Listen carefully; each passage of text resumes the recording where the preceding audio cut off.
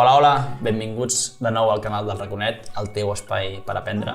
Avui parlarem de dos conceptes molt importants en geometria. Estic parlant de l'àrea i el perímetre.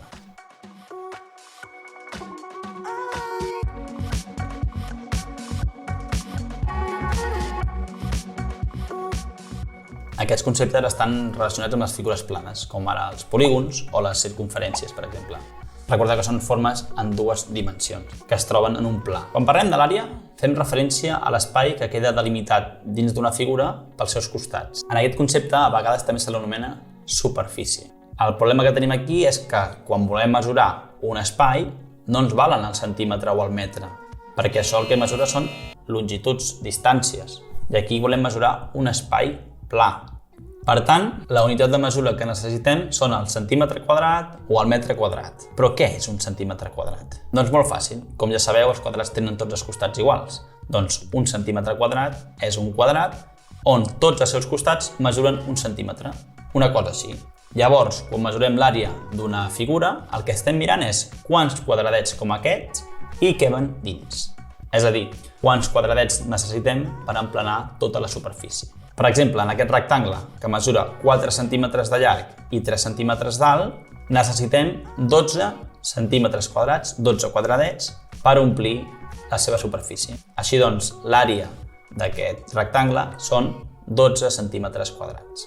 Ara bé, cada vegada que ens trobem davant de la necessitat de calcular una àrea, no podem estar dibuixant quadradets petits. Imagineu que volem calcular l'àrea d'un rectangle més gran, o com calculem l'àrea d'un triangle o d'una circumferència. Aquí no tenim quadradets sencers, com els contem, queden tallats aquests quadradets, això és una mica complicat. Per fer-ho, tenim una sèrie de fórmules, que aquestes fórmules ja us les aniré penjant en vídeos on us explicaré com es calcula l'àrea de cada figura. Un exemple fàcil és l'àrea del rectangle que hem vist anteriorment, que si veieu, hem dit que eren 12 centímetres quadrats, que és el mateix que multiplicar la llargària per l'altura, 4 per 3, que fan 12. Però això ja us ho explicaré més endavant.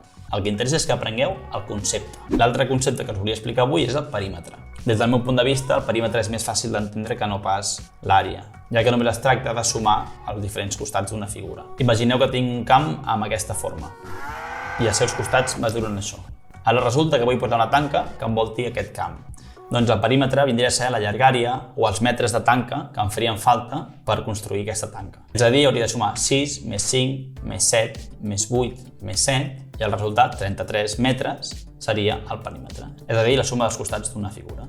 Compte que aquí no són metres quadrats, com abans, com a l'àrea, sinó que són metres normals i corrents, ja que estem mesurant una distància recta.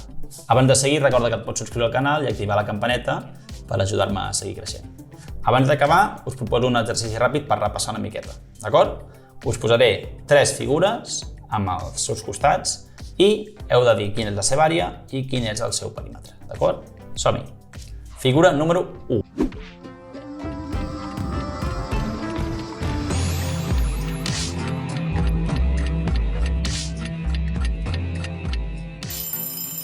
Molt bé, doncs aquesta figura era un quadrat.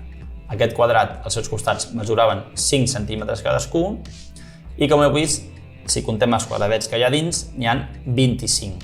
Això seria l'àrea, 25 centímetres quadrats. I per altra banda, el perímetre són 20, ja que ja sabem que tots els costats d'un quadrat mesuren el mateix. Si un costat mesura 5, 5 més 5 més 5 més 5 són 20, o també d'una altra manera, 5 per 4, 20. Figura número 2.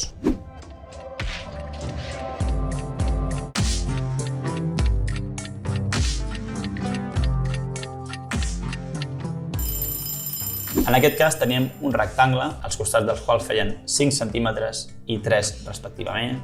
Per tant, el seu perímetre són 5 més 5, 10, 3 més 3, 12, 10 i 12, 22 centímetres. Per altra banda, l'àrea serien 15 centímetres quadrats, ja que hi ha 15 quadradets dins. Per acabar, vinga, aquest últim, molt fàcil.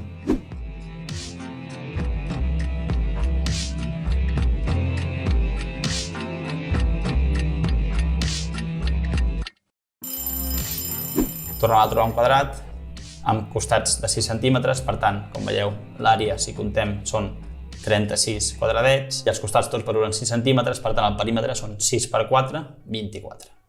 Molt bé, doncs fins aquí el vídeo d'avui, espero que us hagi sigut d'ajuda i vinga, a estudiar molt aquests conceptes que són superimportants. Ens veiem a la pròxima. Ciao!